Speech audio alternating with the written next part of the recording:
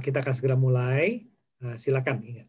Oke, selamat siang dulu sebelumnya untuk semua Bapak Ibu terkasih dalam Kristus ya. Selamat datang, saya mau mengucapkan selamat datang dalam acara talk show. Wah, spesial.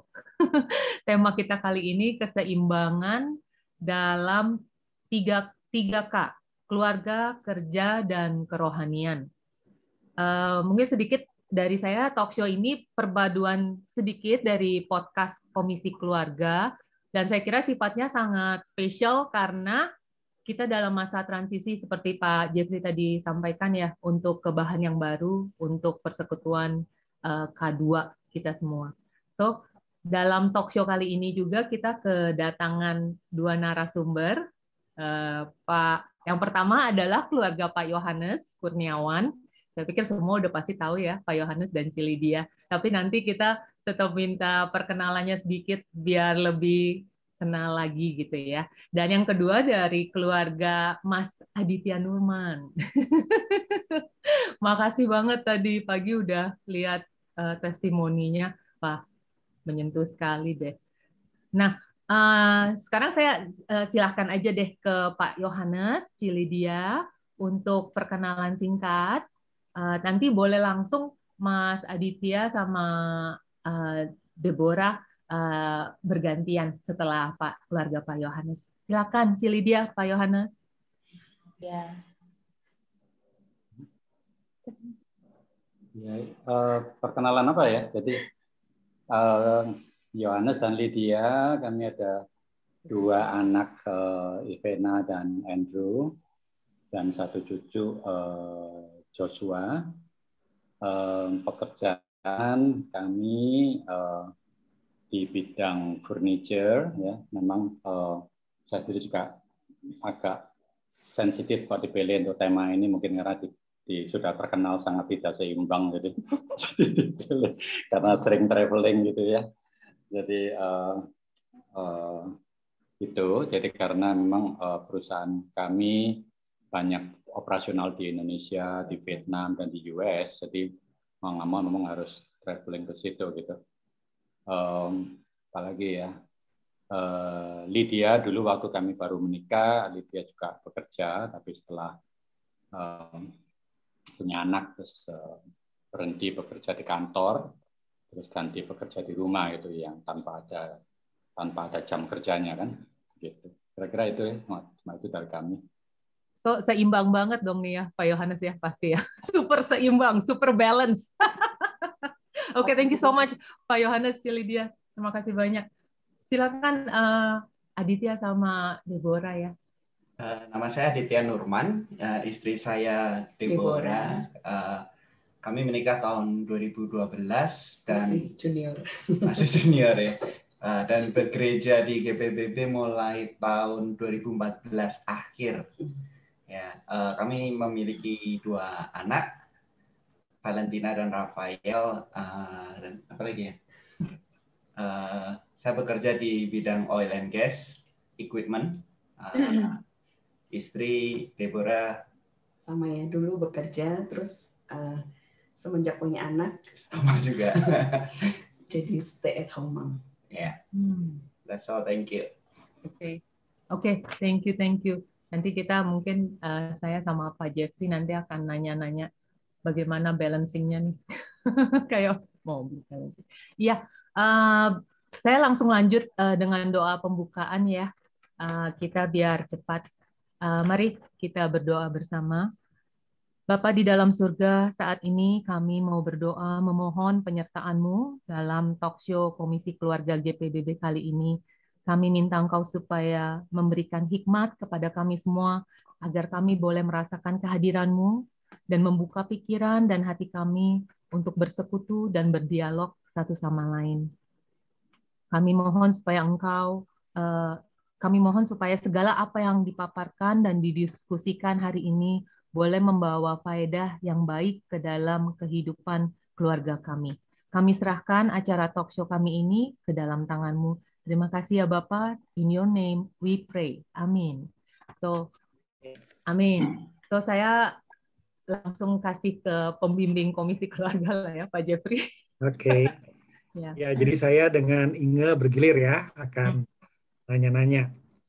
Saya sih yakin lebih enakan kami yang nanya-nanya daripada yang ditanya-tanya, begitu ya pengalaman. Tapi jadi tidak rileks lah ya dengan ngomong begini, itu realita. Tapi mengencourage, ayo tenang aja, Pak Yo, Cilidia, Nurman, Deborah, santai aja ya, kita kayak ngobrol begitu ya saat ini. Jadi 3K itu adalah keluarga, kerja, kerohanian ya. Dan ideally, secara ideal kita sangat berharap tiga-tiganya itu seimbang. Pengertiannya apa tuh seimbang? Baik kita di kerohanian mantep, di keluarga kita sejahtera, ya istri, anak, suami, semuanya kondisi baik ya. Kemudian di kerja juga atau di bisnis baik, financially, perkembangan perusahaan dan segala macam. Nah, kalau semua kondisinya ideal, semua kondisinya baik, mungkin itu sedikitnya semuanya oke lah ya. Jangan dibilang baik atau luar biasa sekali, tapi setidaknya tiga-tiganya oke. Nah, itu mungkin yang pemahaman singkat dulu sebagai introduction untuk diskusi kita, itu yang namanya balance, seimbang begitu ya. Tetapi kalau dengar-dengar kelihatannya balancing semacam ini tidak mudah. Setuju atau tidak setuju, Pak Yohanes, Nurman, hal semacam ini? Setuju, Pak. Atau itu ya tidak mudah juga sih. Apakah bagaimana nih dua keluarga kita? Mandu nih, Pak. Pak Yu dulu. Iya, saya pikir karena seperti tadi Pak Jeffrey sudah sebutkan bahwa kami menikah dalam beberapa kondisi. Yang pertama, kami sudah anak Tuhan, sudah murid Tuhan sebelum kami menikah. Dan kami menikah juga masih muda, jadi secara fisik juga masih kuat ya. Dan kami menikah dalam kondisi ekonomi yang cukup minim sekali. Jadi semua kondisi itu membentuk panggilan ataupun komitmen yang kami perlu penuhi gitu. Jadi bicara soal keseimbangan itu tidak pernah ada di pikiran kami waktu kami nikah sampai kepada waktu Pak Jeffrey tanya ini nih. Jadi sebenarnya karena Lami lebih terfokus kepada panggilan kami ya, bahwa saya terpanggil untuk menikah, membentuk suatu keluarga. Jadi saya akan melakukan itu dengan penuh tanggung jawab kepada Tuhan dan juga dengan penuh cinta kasih kepada keluarga, dan saya terpanggil juga untuk bekerja di dalam Tuhan, dan saya lakukan itu dengan sepenuh hati gitu. Jadi dan kemudian juga karena cinta kepada keluarga, saya bekerja dengan sebaik-baiknya, dengan komitmen, dengan sepenuh hati, dengan kerja sekeras-kerasnya, ya bukan hanya untuk quote and quote untuk supaya gain financial stability gitu-gitu ya, karena saya percaya kekayaan itu dari Tuhan. Kerja keras tidak akan not necessary membuat kita kaya gitu ya. Tetapi saya akan tetap kerja dengan keras karena saya tidak tahu talenta yang Tuhan berikan kepada saya berapa gitu ya, 2 talenta atau 5 talenta. Ya pokoknya saya kerja sekuat-kuatnya. Kalau ngomong setelah kerja kuat masih tetap miskin, ya nggak apa-apa. Pokoknya saya udah memberikan yang maksimal gitu. Jadi kira-kira ya saya mungkin berhenti di sini aja biar Nurman bisa juga menambah ya. Jadi kalau saya nangkep berarti keseimbangan dalam pemahaman, makanya nggak pernah dipikir tadi gitu ya. Pemahaman Pak Yo adalah bahwa pokoknya saya mengerjakan supaya tadi keluarga, kerja dan kerohanian itu pokoknya sebaik-baiknya secara maksimal. Dan intinya nggak pikir itu balance, pokoknya saya do the best in all of our area of life, gitu kira-kira ya. Kira-kira begitu Pak, karena memang susah dipilah-pilah Pak ya antara keluarga dengan pekerjaan. Saya bekerja juga bersama dengan Tuhan, saya bekerja juga melakukan di rumah semuanya juga dengan Tuhan dan dengan keluarga. Jadi ya agak mix ya, jadi satu menurut saya. Oke, terima kasih ya. Ini konsep integratif lah kira-kira begitu ya. Nurman atau Deborah silakan. Kalau kita itu ini Pak, kadang dalam keseimbangan hidup kita tuh kadang lancar gitu ya. Kita bisa jalan lancar gitu. Tapi ada suatu waktu tiba-tiba dalam pekerjaan ada problem, atau dalam pekerjaan saya harus kerja lembur, tiba semua fokus ke pekerjaan gitu. Terus ada suatu waktu di mana saya harus fokus ke keluarga, karena mungkin ada keluarga yang sakit, atau ada dulu kita juga sempat memutuskan kedua anak kami dilahirkan di Indonesia. Itu pun juga fokus ke arah situ gitu. Ada juga waktu di mana kami sendiri nggak bisa menemukan gereja gitu, atau kalau mau ke gereja pun susah gitu, transportnya susah, jauh, harus nggak semudah yang kita harapkan gitu. Nah, jadi dalam hidup kami itu ya kadang lancar aja gitu, keseimbangan ada gitu, bisa balance antara pekerjaan, keluarga, juga kerohanian. Tapi seringkali juga ada waktu di mana kita harus bergeser ke salah satu dari 3K itu dan berfokus ke situ. Nah, itu yang kami alami itu. Kadang-kala tidak seimbang ya. Mungkin fokusnya pada saat itu mungkin tidak seimbang gitu ya. Gitu, Pak. Kalau boleh saya simpulkan, kayaknya saya nangkapnya adalah berusaha seimbang, semua dikerjakan sebaik-baiknya, tetapi di waktu tertentu karena situasi dan kondisi kayaknya sepertinya lebih fokus kepada area tertentu dalam hidup. Ya, boleh diceritakan lebih lanjut di kejadian semacam apa itu yang terjadi seperti itu? Fokus di hal tertentu dalam area kehidupan. Saya lanjutkan dulu ya. Mungkin kalau dalam pekerjaan itu kan, karena perusahaan saya itu bekerja di bidang oil and gas equipment, jadi mereka sangat bergantung dengan harga minyak gitu ya. Dan mungkin kalau ada yang tahu harga minyak beberapa tahun lalu, harganya kayak roller coaster ya, bisa naik tinggi, bisa turun jauh gitu. Itu juga menjadikan efek ke perusahaan saya gitu. Ada waktu-waktu di mana saya harus kerja lembur saya masih ingat sampai jam 2 pagi masih ada di kantor. Dan besok paginya jam 8 pagi sudah kembali ke kantor lagi. Itu pernah. Ada juga masa-masa di mana handphone harus standby. Handphone standby Sabtu Jadi Minggu. mau jam 2 pagi, jam 5 pagi udah. Jadi kalau ada telepon langsung. Jadi saya tuh ada pegang 2 handphone, satu handphone kantor, satu handphone rumah gitu. Jadi itu juga sempat mengganggu. Pernah juga waktu harga minyak turun sekali, kita setiap hari was-was gitu. Karena perusahaan mengalami beberapa level of retrenchment people gitu. Jadi kita bikin was-was juga gitu. Jadi itu ketika pikiran saya ada di situ, yang lain jadi terbengkalai gitu. Ya nggak fokus.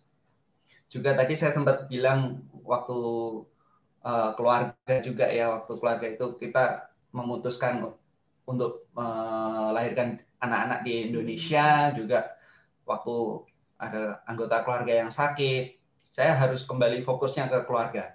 Dan kadang-kala saya di kantor saya tiba-tiba akan telepon, saya harus ambil cuti 4-5 hari gitu. Itu pun terjadi minggu lalu gitu. Jadi bisa kayak roller coaster juga hidup kita. Ya itu sih, Pak. Oke, jadi kalau dari diskusi sharing tadi dari kedua keluarga ya, bahwa dari keluarga Pak Yo berusaha mengerjakan sebaik-baiknya semua, ya tentu akan ada kesulitan-kesulitannya. Nah, nanti kita akan eksplor hal itu. Kemudian Nurman dengan keluarga, tadi dengan Deborah mengakui bahwa kadang-kadang di waktu tertentu mesti lebih fokus kepada area kehidupan tertentu. Ya. Nah, sebelum lebih lanjut diskusi kita dengan para narasumber, saya akan men-sharingkan satu bahas yang boleh trigger pemikiran kita tentang hal-hal seputar tadi yang kita diskusikan ya. Saya share screen dulu. Jadi tidak mudah ya menjalani kehidupan, semua itu dalam kondisi baik dibutuhkan kadang-kadang lebih effort kita, waktu kita mengerjakan bidang tertentu, misalnya keluarga, atau misalnya kerja, atau misalnya hal tertentu, maka mungkin kerohanian. Gitu ya. Nah, sesi ini juga nanti di akhir akan ada interaksi ya, Q&A, boleh bertanya dari seluruh peserta. Yonatan tadi sudah sertakan di chat itu adalah linknya, tapi kalau lebih mudah dengan QR code, silakan juga meng-QR code yang di depan ini di layar ya. Tetapi bisa juga lewat diklik langsung di chat, mungkin itu lebih mudah bagi peserta yang ada di sini. Ya. Nah, saya akan sharekan dulu satu bahan ya. Jadi saya pernah menanyakan hal semacam ini kepada sejumlah peserta seminar ya di dalam beberapa seminar yang saya pernah pimpin. Kalau ditanyakan ada dimensi keluarga, diri sendiri, orang lain, kerohanian, kerja, dan Tuhan, mana yang akan ditempatkan prioritas pertama, prioritas utama? Pada umumnya di seminar semacam itu kan ngomong Tuhan dong, karena seminarnya di lingkup gereja atau sekolah Kristen. Tuhan dong yang pertama. Pertanyaannya adalah kalau Tuhan yang pertama, berapa jam yang patut kita berikan untuk mengatakan saya mengutamakan Tuhan? Kalau kita lihat dengan perbandingan kegiatan rohani itu sebagai mengutamakan Tuhan, maka kita pada umumnya tiap minggu kebaktian 2 jam, saat teduh tiap hari 30 menit, jadi 3,5 jam seminggu, pelayanan, kalau kita ambil satu pelayanan tertentu mungkin 2 jam, jadi total 7,5 jam seminggu, berarti itu hanya 1 jam sehari, kira-kira 4,46%. Tidur saja sudah 8 jam, bekerja saja 8 jam. Bagaimana mungkin kita mengatakan 1 jam sehari dibandingkan dengan 8 jam sehari itu kita mengerjakan mengutamakan Tuhan, ya? Karena pertanyaannya berarti rupanya yang tidak tepat, ya. Karena itu saya terinspirasi dari satu buku, ya, yang mendasarkan kepada teks-teks semacam ini. Roma 12 ayat 1. Karena itu saudara-saudara, demi kemurahan Allah aku menasihatkan kamu supaya kamu mempersembahkan tubuhmu sebagai persembahan yang hidup, yang kudus, dan yang berkenan kepada Allah. Itu adalah ibadahmu yang sejati. Jadi ibadah yang sejati bukan waktu mempersembahkan seperti di gambar ini, korban bakaran, korban sembelihan, tetapi hidup kita. Dalam pemahaman yang sederhana, berarti seluruh hidup saya harus dipersembahkan. Total. Semuanya. Segenap. Jadi ini juga paralel dengan ayat yang kita tahu dari Matius 22 ayat 37, kasihlah Tuhan Allahmu dengan segenap hatimu, dengan segenap akal budimu, dengan segenap jiwamu, dan dengan segenap kekuatanmu. Ya, jadi kasihi Tuhan dengan segenap, total, semuanya. Jadi dengan demikian, ayat-ayat semacam ini sebetulnya ingin ngomong bahwa seluruh hidup saya, baik itu keluarga, pekerjaan, kerohanian, apapun itu harus diberikan sebagai persembahan buat Tuhan. Itu adalah ibadah saya buat Tuhan. Jadi kalau kita nangkep yang tadi disampaikan oleh Pak Yohanes, saya rasa muncul dari pemahaman semacam itu. Bahwa karena saya memusatkan diri kepada Allah, seluruh hidup saya adalah ibadah kepada Tuhan, maka kerja saya, keluarga saya, kerohanian saya adalah sebagai perwujudan saya mengasihi Tuhan, karena Allah mengasihi juga kerja, keluarga, kerohanian melalui diri saya. Maka Allah pusat, ya, kemudian diri sendiri di bagian tengah-tengah, dan itu terwujud di dalam dunia kerja saya, dunia keluarga saya, dunia kerohanian saya. Ini yang namanya lingkaran prioritas. Allah menjadi pusat buat saya untuk mengerjakan setiap dimensi kehidupannya. Memang gambarnya saya yakin tidak semua seperti ini. Dari pekerjaan saja, jam kerja 8 jam sehari, tentu porsinya udah lebih besar dari segi jam. Walaupun dari segi jam itu besar, bukan berarti sepertinya kita harus atau secara alamiah existing memprioritaskan kerja. Mestinya tidak begitu. Kita mesti melihat kerja juga adalah bagian dari panggilan Tuhan buat kita. Jadi saya mengerjakan kerjaan saya sungguh-sungguh. Saya mengerjakan tugas saya di keluarga dengan sungguh-sungguh. Saya mengerjakan kerohanian saya termasuk untuk membangun diri saya sendiri dari kerohanian semaksimal mungkin. Ya, nah itu namanya lingkaran prioritas. Semua dimensi kehidupan saya mesti dikerjakan sebaik-baiknya, semaksimal mungkin. Tetapi tadi saya saya rasa yang digambarkan dengan ini tuh itu yang terjadi kepada kehidupan Nurman ya. Jadi waktu kita menjadi kehidupan ada tarik-menarik antara kebutuhan memenuhi tuntutan keluarga, tuntutan pekerjaan, tuntutan kerohanian, pelayanan, begitu ya. Maka hidup kita tuh seperti kelereng yang ada di mangkuk. Ketika ada guncangan, maka kelerengnya jadi bergerak dan kemungkinan ada di wilayah hidup tertentu. Di sini misalnya, goyang di sini begitu ya. Tetapi di satu titik, kalau waktunya sudah tiba, ketika area kehidupan di sini, tadi kalau tidak salah Nurman menyebutkan kerjaan, bisa sampai dipanggil selesai dari kantor jam 2 malam, handphone harus standby. Jadi kayak itu 24 jam mesti siap tentang kerja. Nah, itu berarti sedang ada fokus tertentu di situasi dan waktu tertentu di kerja. Tapi setelah masa krisis di kerjaan lewat, maka kelereng ini bukankah balik lagi ke tengah? Karena nggak ada goncangan. Nggak ada goncangan kehidupan. Ya, akan tetap stay di tengah.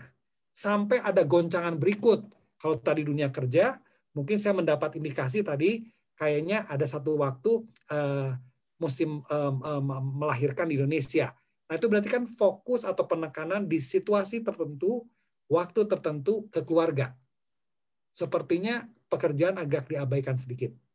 Ya, walaupun konsepnya nggak boleh bilang diabaikan, karena kan tadi secara holistik, secara total hidup kita dimanapun, apapun yang kita kerjakan, semuanya untuk Tuhan. Tetapi dari segi kenyataan realistiknya, saat itu, di momen itu, di situasi itu, sepertinya kita fokus kepada hal tertentu. Ya, tetapi harapannya konsepnya adalah ini balik lagi ke kelereng yang ada di tengah ketika tidak sedang ada guncangan. Jadi kalau tidak ada guncangan, si kelerengnya terus di tempat pekerjaan, keluarga diabaikan, kerohanian diabaikan, nah itulah yang mungkin boleh kita mengerti yang dimaksud tidak balance, tidak menyerahkan seluruh kehidupan di dalam dan kepada Tuhan. Ya, kira-kira seperti itu mungkin. Ya, itu mungkin bahannya ya.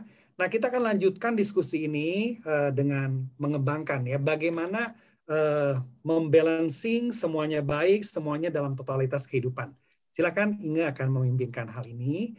Saudari boleh mulai bertanya-tanya juga ya lewat Pigeonhole tadi ya, kalau ingin menanyakan sesuatu tentang keseimbangan hidup dari 3 dimensi kehidupan tadi. Silakan. Ya, makasih Pak Jeffrey. Mungkin saya nanya ke Nurman dulu kali ya, keluarga Nurman tadi kan karena Nurman ada situasi yang memang membuat situasi tertentu yang membuat memang tidak balance gitu ya. Jadi kira-kira apa waktu itu sikap atau tindakan yang dilakukan oleh keluarga untuk menjaga keseimbangan di dalam keluarga? Jadi kalau saya sama Deborah itu kita sering berkomunikasi ya, melalui kadang telepon, kadang SMS, kadang kita ngobrol FaceTime gitu. Jadi ketika saya mengalami masalah seperti itu yang saya harus kerja, harus tinggal di office sampai malam segala macam, Deborah akan yang cover gitu, cover semua yang harusnya saya lakukan ketika saya pulang kerja, tapi Deborah akan yang cover, ngurusin anak-anak, menyiapkan alam atau mungkin laundry baju juga, cuci piring segala macam, Deborah yang cover gitu. Karena kadang dibantuin. Kalau dia di rumah dia bantuin. Ya, kalau saya yang di rumah saya ngerjain laundry, tapi ketika saya dalam situasi di mana saya harus sibuk, ya Deborah yang handle. Gitu. Jadi apa? Komunikasi, bagi tugas juga bagi tugas. Jadi pembagian tugas sama komunikasi ini memang sudah kita sering lakukan dari dulu gitu. Jadi ya kita tidak ada yang namanya cuci piring adalah tugas Deborah gitu atau ngepel pun tugas Deborah, enggak gitu. Jadi ya kalau siapa yang free saya yang ngerjain lah. Kalau saya free ya saya kerjakan. Kalau Deborah free ya Deborah yang ngerjakan. Langka nih langka. Jadi kalau memang ada dari salah satu dari kita memang tidak available untuk melakukan pekerjaan itu, ya yang salah satu dari kami juga yang ini partnernya yang akan cover gitu. Ya. Buat saya kalau saya dengar gitu benar-benar sounds a very good teamwork ya. Kalau kayak gitu it's like tapi ready. memang harus Teamwork ya. It's not easy sebenarnya. kadang ada gesekan konflik, tapi ya kita biasakan lah. Biasanya kalau kita berdua sering udah harus berdamai dengan situasi. Memang kadang saya tuh kan orangnya kadang kalau misalnya rumah itu ada barang yang nggak di tempatnya dikit aja saya tuh rada stres gitu.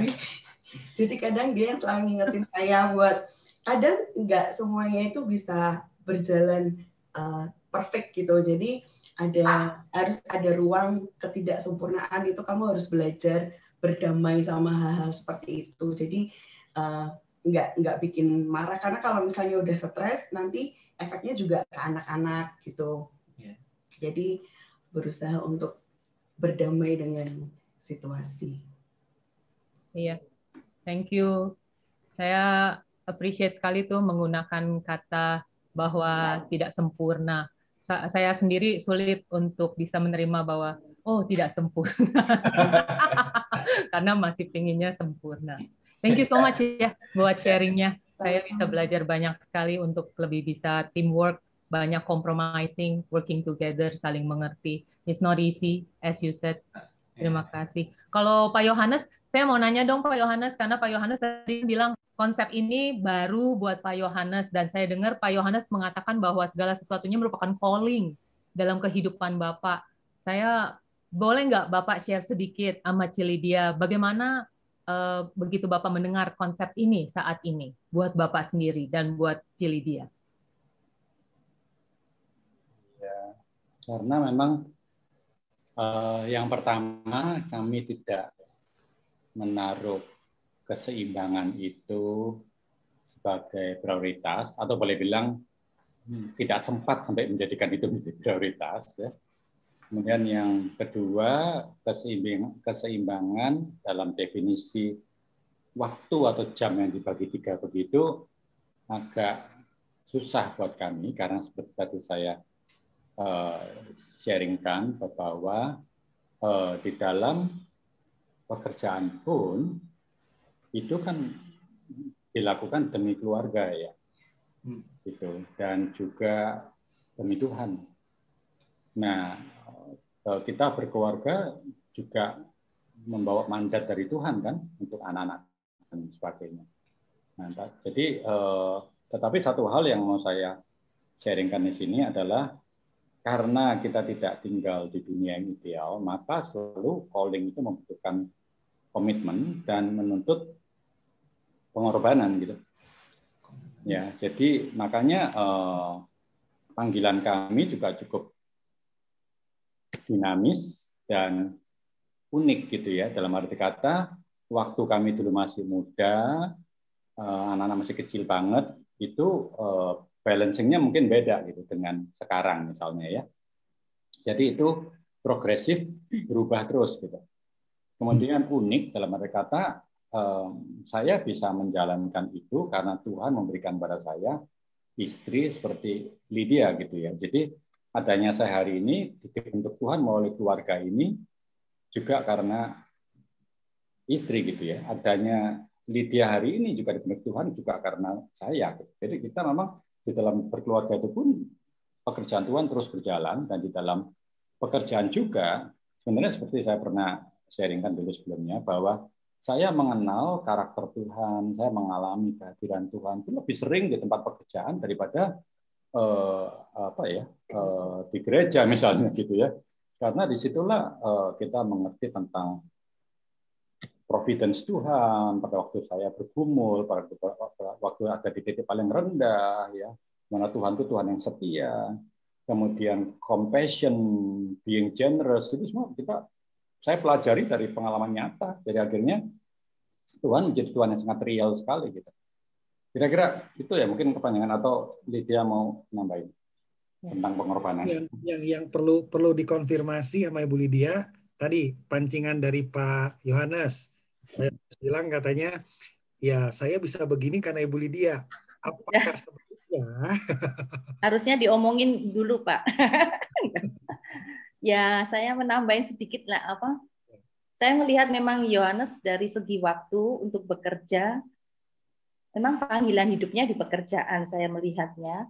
Dan waktunya tuh saya lihat nggak bisa dihitung secara waktu, Pak.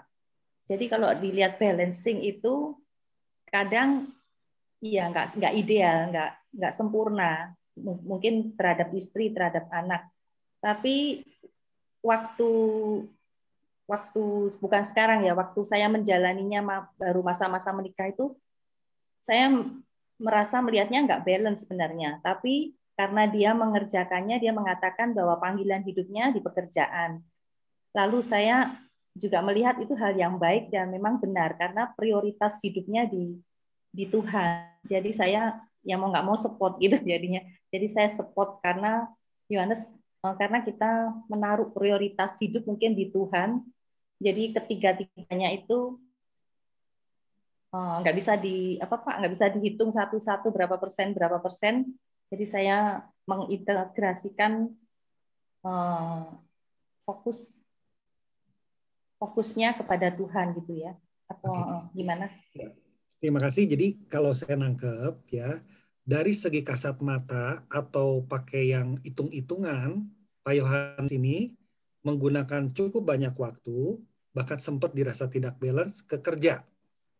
Tetapi kalau dilihat dengan konsep bahwa kerja itu adalah untuk Tuhan dan keluarga juga, ya, dan juga tentu ada sejumlah usaha untuk memperhatikan keluarga, mensupport keluarga seterusnya. Jadi makanya Ibu Lydia bisa melihat itu sebagai oke, dan kemudian malah mensupport. Kira-kira begitu ya. Jadi yang pentingnya adalah kerjanya, tetapi itu adalah panggilan yang diyakini dari Tuhan. Memang cukup banyak porsi waktu dikasih ke kerja, tetapi sudah juga coba direkonsal dengan pasangan, dengan Ibu Lydia. Jadi itu diyakini bersama sebagai itulah jalan panggilan Tuhan, gitu ya. Mungkin saya bisa sharing sedikit ya. Jadi yang kayaknya dialami oleh Pak Yohanes dengan Bu Lydia ini seperti Billy Graham lah ya. Billy Graham saya baca autobiografinya itu 9 tidak ada di rumah 9 bulan. Ya, 3/4 dipakai pelayanan keliling kota, keliling luar negeri, tapi dia bisa bilang di dalam bukunya itu, saya sangat bersyukur punya istri Ruth, namanya Ruth soalnya ya. Dia membuat anak-anak saya yang itu tetap respect ke saya, walaupun saya tidak ada di rumah seringkali. Nah, itu karena sudah panggilan bersama dan kemudian mencoba saling mensupport dengan cara seperti itu. Waduh, Pak jauh Jeffrey, dari jangan dibandingin Billy Graham. Nggak layak. Kalau mau bandingin sama Pak Oki aja, Pak, sebagai benchmark. Lain-kali kita panggil Pak Oki deh ya untuk kita tanya-tanya di sini ya. Mungkin tambahin sedikit kalau sebelum COVID memang Yohanes traveling Senin sampai Jumat, Pak. Senin sampai Jumat itu tidak ada di rumah lah. Jadi Jumat malam baru datang. Tapi karena setelah adanya COVID ya jadinya dia malah balance mungkin sementara. Tapi sekarang dia ambil studi lagi ya, nggak tahu. Saya lihat juga nggak balance lagi. Jadi jangan dicontoh. Sorry ya terus. Saya pikir itu positifnya COVID buat keluarga Pak Yohanes. Pak Yohanes jadi lebih banyak waktu buat Lydia.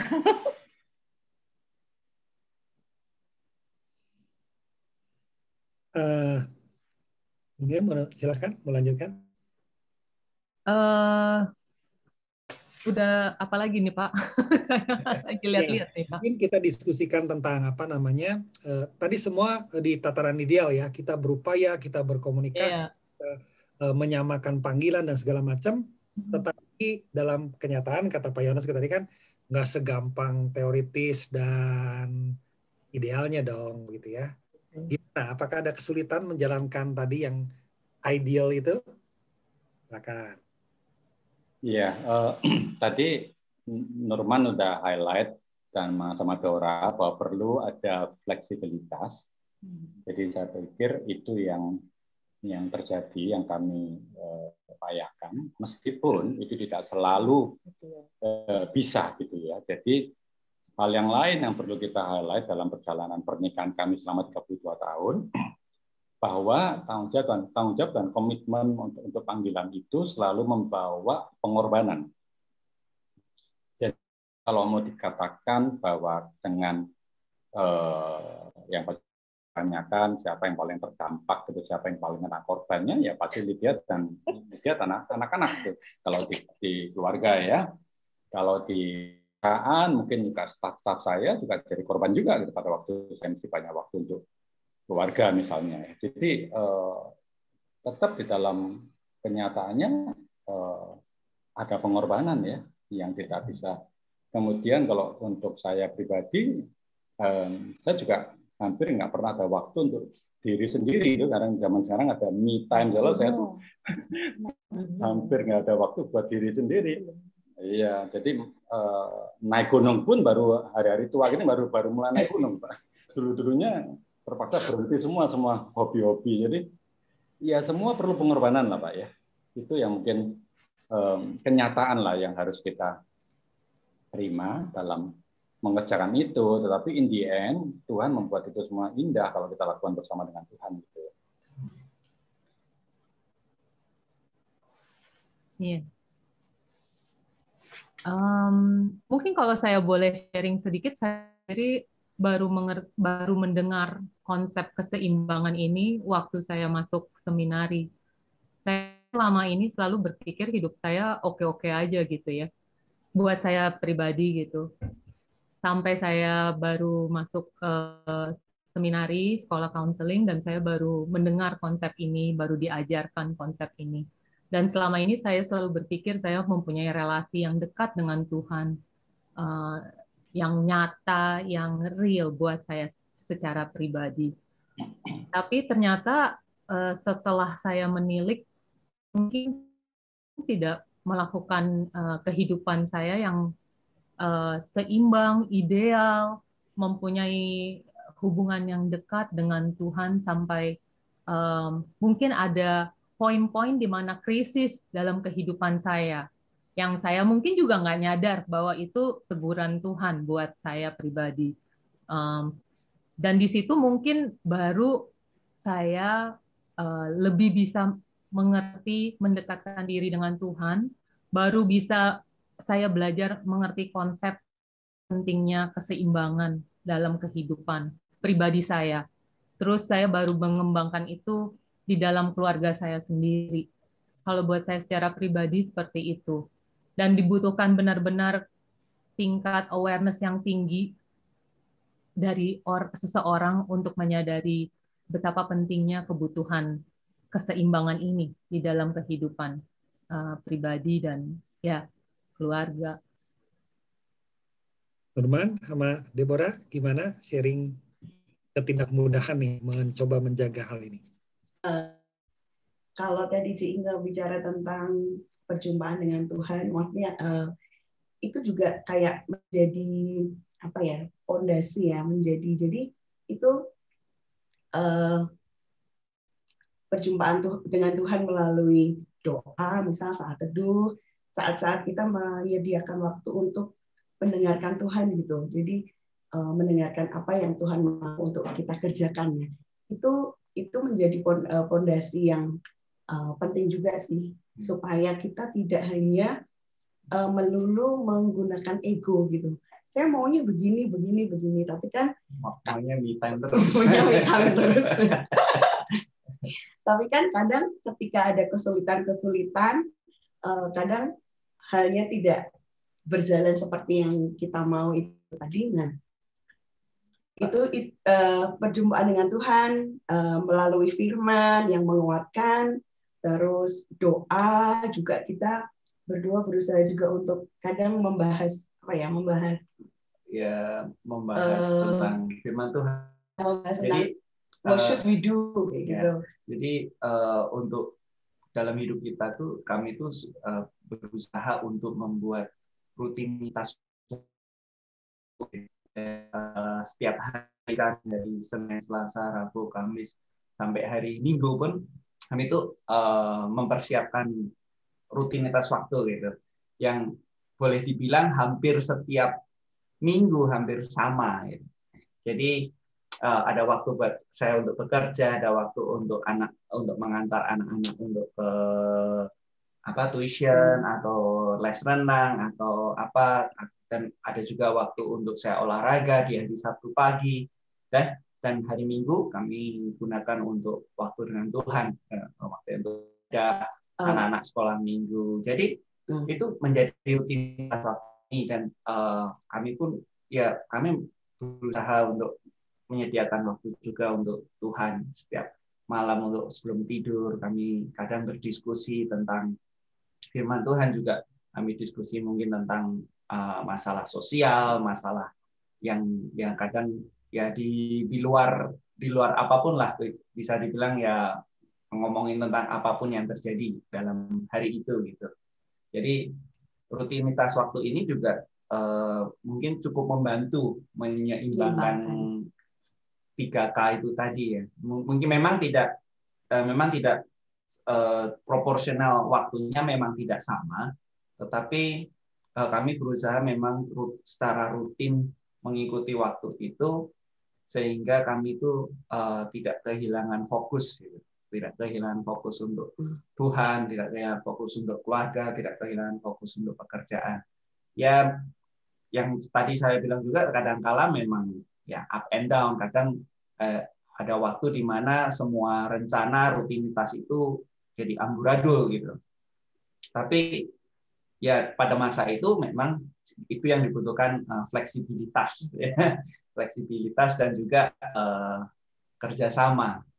Begitu. Dan ya seringkali sih puji Tuhan saya sering ditegur, misal hari itu lagi ada pergumulan apa, ditegur lewat firman-Nya apa hari itu, kayak gitu, menjadi kekuatan juga sih untuk menjaga keseimbangan gitu.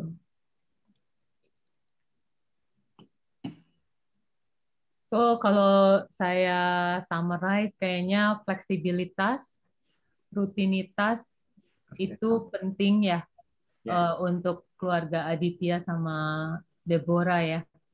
Dan belajar firman Tuhan ya tadi, kalau saya nggak salah ya, dengar firman Tuhan, punya alokasi waktu untuk itu ya. Ya. Iya. Oke, thank you so much. Pak Jeffrey, ini kita ada 2 pertanyaan nih masuk. Saya flash ya. Oke. Oke, sebentar, saya flash dulu. Sekalian saya baca ya. Apakah ada pengertian Alkitab yang spesial kenapa Tuhan memberi pekerjaan dan institusi keluarga? Karena orang bukan Kristen pun bekerja dan berkeluarga.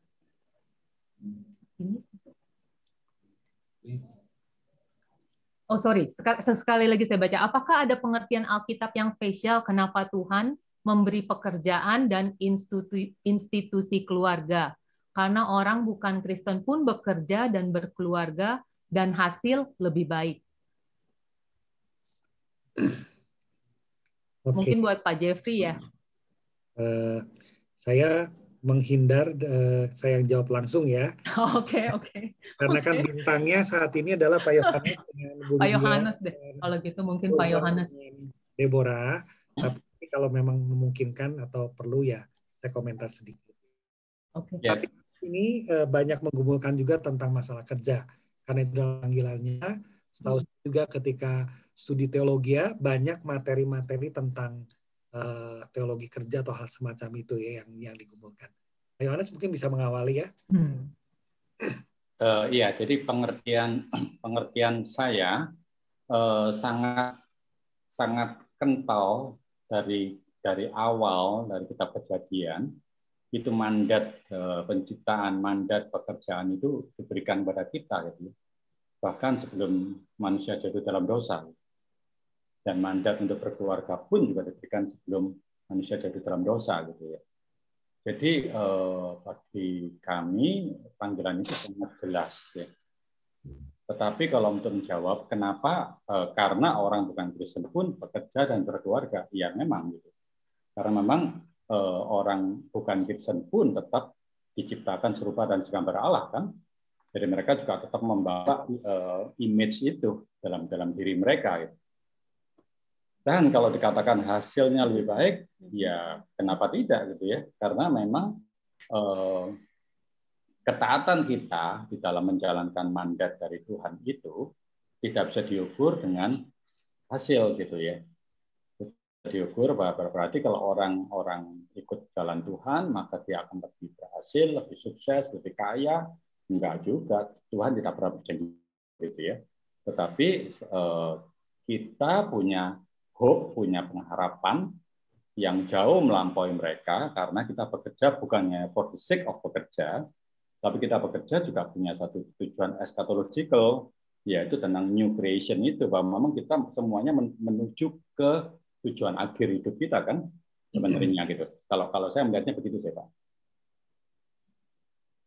Iya. Dari Nurman ada sesuatu yang ingin dikontribusi tentang? Ya Pak, mau menambahi dari Pak Yu tadi. Saya masih ingat Pak Yu tadi sempat bilang bahwa Pak Yu sendiri malah lebih sering mengalami Tuhan di dalam pekerjaan gitu kan. Ya kalau saya bilang kenapa kok orang Kristen dan orang non Kristen juga mempunyai hal yang sama gitu. Ada perbedaannya, yaitu di dalam pekerjaan sendiri bagaimana kita bisa mengalami Tuhan. Kalau saya mau ngasih contoh dalam pekerjaan saya sendiri, dalam pekerjaan saya ataupun saya berkeluarga, saya pun mengalami Tuhan yang luar biasa. Mulai dari saya mendapatkan pekerjaan di mana boleh dibilang suatu pekerjaan tangan Tuhan. Kenapa? Karena saya waktu itu belum lulus kuliah, saya sudah bisa dapat kerja. Walaupun nilai saya nggak bagus. Dan di situ juga membuat saya merasakan bahwa pekerjaan ini tuh karunia Tuhan. Saya mengerjakan pekerjaan ini harus ya untuk Tuhan lagi gitu, kembali ke Tuhan lagi. Dan itu juga mendasari setiap keputusan, setiap apa yang kita lakukan di dalam pekerjaan kita. Kadangkala saya dipaksa untuk ya bilang aja yang bagus-bagus supaya bosnya senang gitu. Itu tapi berlawanan dengan hati nurani gitu loh. Ini untuk Tuhan kenapa saya harus berbohong? Kalau saya berbohong ya mungkin bos akan senang, saya dapat promosi, gaji naik segala macam. Tapi itu suatu kebohongan, nggak bisa. Saya pun dalam pekerjaan juga kadang-kala sering berdebat dengan manajemen saya, hanya karena saya tidak bisa komit untuk sesuatu hal yang memang tidak bisa dikomitkan. Tetapi bos manajemen kadang-kala meminta, kalian harus komit dulu gitu. Bisa atau enggak itu urusan nanti. Oh nggak bisa gitu. Bahkan untuk keluarga pun juga sama. Ya kalau saya bilang dulu saya mendapatkan partner Dora ini pun juga suatu keajaiban gitu. Nomor sekian ya. Dan setelah beberapa percobaan akhirnya Tuhan juga mengaruniakan Dora yang membuat saya seperti saya saat ini gitu, dan bisa menjadi partner yang kompak gitu. Ya itu semua ada pekerjaan Tuhan dalam pekerjaan dan keluarga, ada campur tangan Tuhan. Jadi ya apa yang kita lakukan pun juga akan kembali kepada Tuhan. Itu yang membedakan. Bisa saja saya akan kerja keras dapat uang banyak, tapi itu buat diri saya sendiri nanti, nggak buat Tuhan. Ya itu yang membedakan sih. Jadi kesamaan dari Pak Yohanes dengan Nurman sampaikan adalah ada Tuhannya itu yang membuat berbeda ya. Kalau boleh saya simpulkan dari uraian kedua rekan kita tadi, pertama memang Tuhan yang memberikan institusi pekerjaan, ya, mandat budaya. Jadi di Kitab Kejadian kita tahu bahwa Tuhan mengatakan, mari kita ciptakan, tetapi supaya mereka memenuhi, supaya mereka berkuasa atas bumi, jadi manusia diciptakan segambar serupa Allah, salah satunya bentuknya dipanggil untuk melakukan mandat budaya, berkuasa, dan memenuhi bumi. Itu berkaitan dengan kerja. Ya. Dan memenuhi juga adalah salah satu landasan institusi keluarga. Jadi Tuhan yang memang memberikan panggilan, hal ini bersifat general ya kepada baik orang Kristen maupun bukan Kristen, maka ini yang dikerjakan oleh manusia. Kedua, bedanya kita dengan yang bukan Kristen adalah kita bekerja bukan hanya sekedar bekerja, tetapi kita bekerja juga sebagai bentuk perwujudan kita memusatkan diri kepada Tuhan. Di dalam kerja kita mestinya ada Tuhan di sana, makanya tadi disebutkan sejumlah pengalaman bersama dengan Tuhan malah di dunia kerja, gitu ya. Dan kemudian kenapa orang yang lain lebih baik hasilnya? Kita mungkin tidak harus berkomentar mana lebih baik. Bisa orang yang non-Kristen menghasilkan sesuatu yang lebih baik, bisa. Itu dalam lingkup pengertiannya anugerah umum. Ya. Tapi yang terpenting adalah kita orang Kristen yang bekerja dan berkeluarga, kita mengerjakan bagian kita dalam kerja dan berkeluarga itu sebaik-baiknya dengan, kalau tadi sebutkan juga berkaitan dengan Tuhannya, dengar-dengaranlah kepada Tuhan. Apa yang Tuhan mau kita kerjakan dalam kerja dan keluarga sebut. Oke, thank you Pak Jeffrey. Berikutnya ya saya bacakan pertanyaan kedua. Bentar.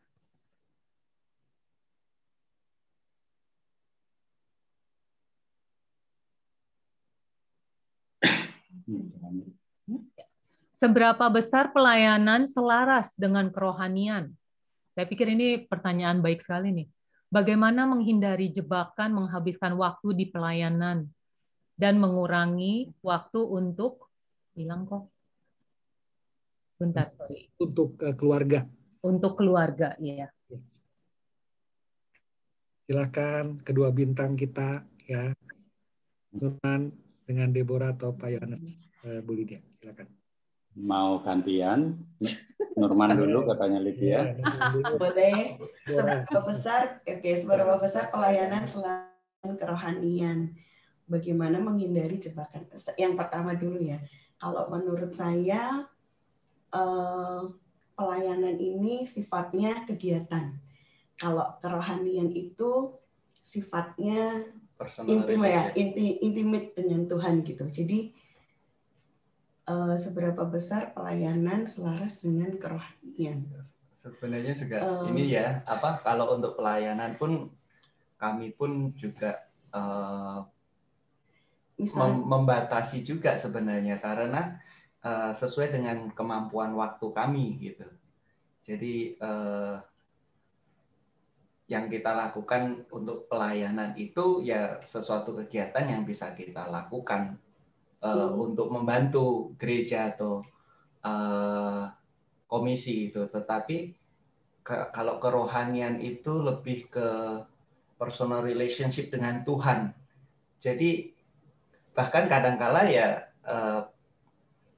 kerohanian bisa ditemukan dengan hal-hal yang lain gitu. Jadi pelayanan ini maksudnya kamu pelayanan yang di gereja ya. Karena kan menurutku di rumah pun misal dalam melakukan, maksudnya dalam saya kehidupan sehari-hari melayani keluarga, melayani anak-anak, itu pun juga menurut saya termasuk pelayanan gitu. Jadi pelayanan nggak harus di gereja. Ya, nggak gitu. harus di gereja. Nggak harus di gereja. Iya. Gitu. Jadi kita bisa aja melayani Tuhan melalui keluarga, melalui ke teman-teman kita juga, teman-teman. Bisa kalau saya ya teman-teman yang nunggu sesama ngantar jemput anak, misal kayak gitu. Di situ kita juga bisa menjadi ladang pelayanannya kita gitu. Berarti kalau yang kedua, bagaimana menghindari jebakan menghabiskan waktu di pelayanan ini, maksudnya mungkin di gereja ya, dan mengurangi waktu untuk keluarga. Nah ini harus manajemen waktu juga sih, jangan sampai kita banyak waktu untuk kegiatan gereja, tapi yang di rumah terabaikan misal, atau pekerjaan terabaikan. Ya ini kaitannya dengan balancing tadi ya. Itu sih mungkin ya memang harus kalau kami biasanya ditawarin pelayanan, kami biasanya suka discuss, tanya, yaudah kita doain sama kita bisa nggak komit gitu. Iya. Kalau kita kira-kira memang bisa komit, ya kita lakukan. Dan oke, tapi kalau kita belum bisa komit, biasanya kita mungkin apa yang lain dulu gitu. Soalnya takutnya nanti kalau nggak komit malah jadi nggak maksimal kayak gitu. Saya lebih sering menolak pelayanan kok daripada menerima. Ketahuan ya, Nurman ketahuan. Tapi biasanya kita, Nurman ya. Biasanya kita gantian sih. Dapat Theo loh. Biasanya kita gantian. Dulu jadi pelayanan pertama saya tuh puji Tuhan sekali waktu itu. Saya bersyukur sekali bisa kembali ke pelayanan menyanyi karena setelah sekian lama saya di Singapura, saya tuh belum nyanyi lagi gitu. Sampai akhirnya waktu itu diajak untuk ikut yang Paskah itu dulu choir, itu menjadi pelayanan pertama saya di GPBB. Itu juga saya diskus sama dia karena waktu itu latihannya juga malam. Sedangkan Rafael itu masih ASI waktu itu, kalau bobok malam belum bisa kalau enggak sambil ASI. Nah itu saya juga diskusi sama dia. Puji Tuhan, Tuhan berikan kekuatan dan kelancaran waktu itu sampai akhirnya bisa berjalan dengan baik. Tapi waktu itu saya pelayanan, dia enggak. Jadi dia enggak ambil bagian apapun di Paskah itu. Jadi dia fokus ke anak-anak, saya yang pelayanan. Gantian waktu itu Natal, dia ambil, Mas Nurman ambil buat dekor. Nah, karena Mas Nurman udah ambil untuk yang dekor, enggak ambil. Saya fokus ke anak-anak, jadi bisa balance gitu, bisa diatur. Ya oke. Sorry, soalnya kita masih ada 2 question lagi. Pak Yohanes, Cilidia. Ya, kalau kami melihatnya pelayanan bukan aktivitas ya. Pelayanan adalah gini. Kalau saya bertanya, kenapa sih saya melayani?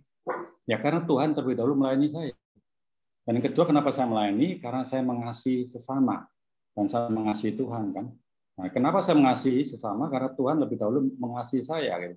Jadi sebenarnya pelayanan dengan kerohanian sangat selaras karena di dalam pelayanan itulah kerohanian saya bertumbuh gitu ya. Waktu dulu di kemajelisan saya juga sharing dengan teman-teman majelis bahwa kerinduan saya setelah 3 tahun selesai di masa akhir kemajelisan bukan hanya soal program, tapi kitanya semua ini boleh bertumbuh kerohanian kita melalui pengalaman pelayanan bersama dengan Tuhan gitu.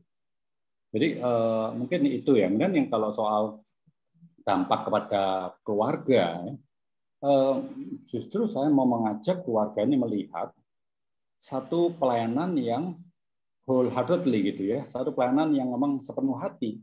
Jadi mereka tidak akan melihat pelayanan satu kegiatan atau satu aktivitas sampingan begitu. Jadi saya pikir buat anak-anak juga bisa melihat kalau papanya, mamanya melayani dengan sungguh-sungguh di gereja gitu ya.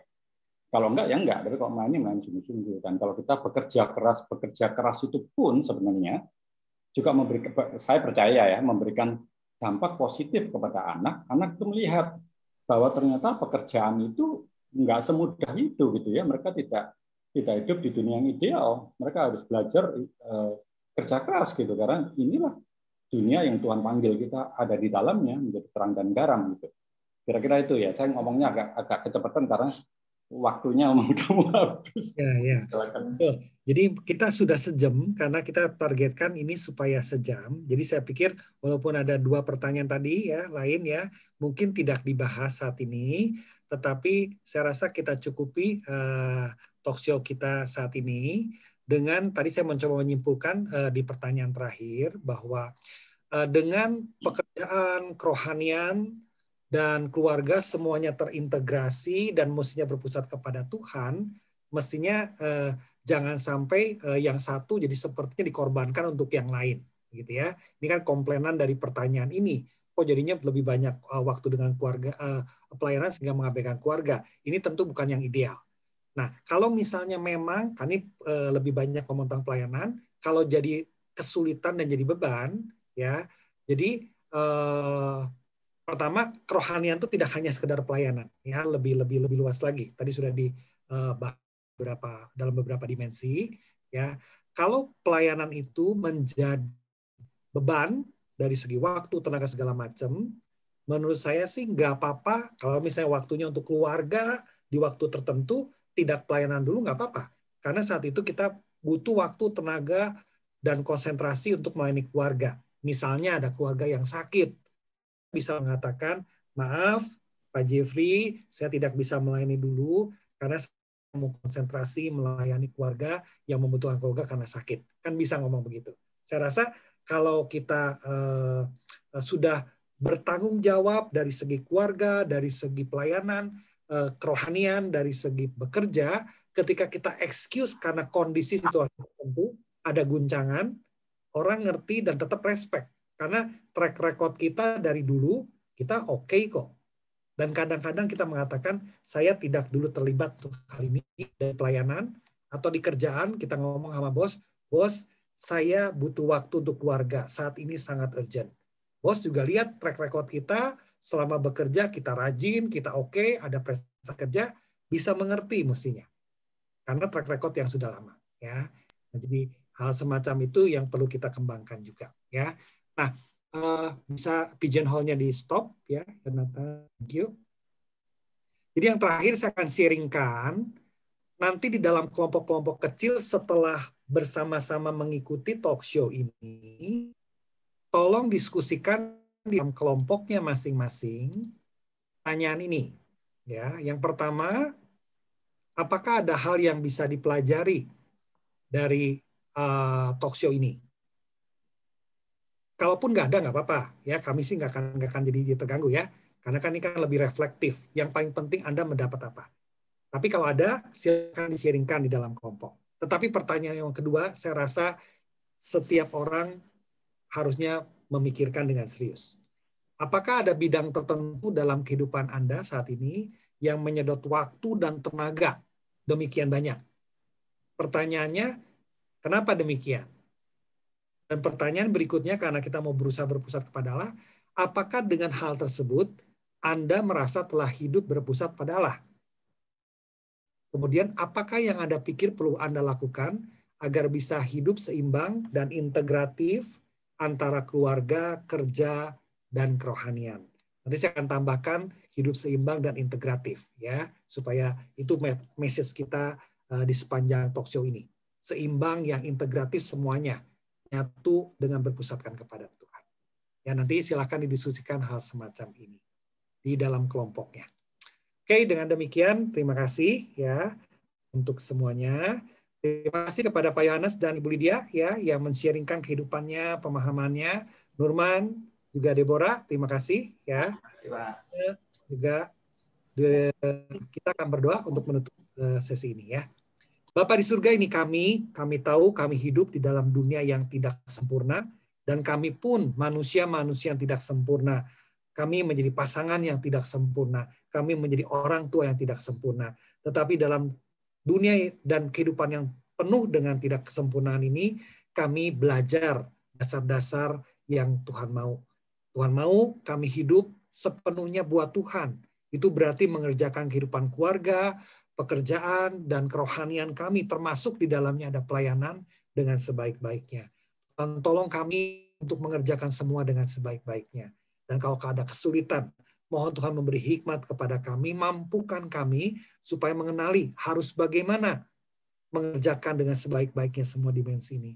Tolong kerjasama dan komunikasi kami sebagai pasangan suami istri. Tolong kami juga bisa menjadi teladan buat anak-anak kami.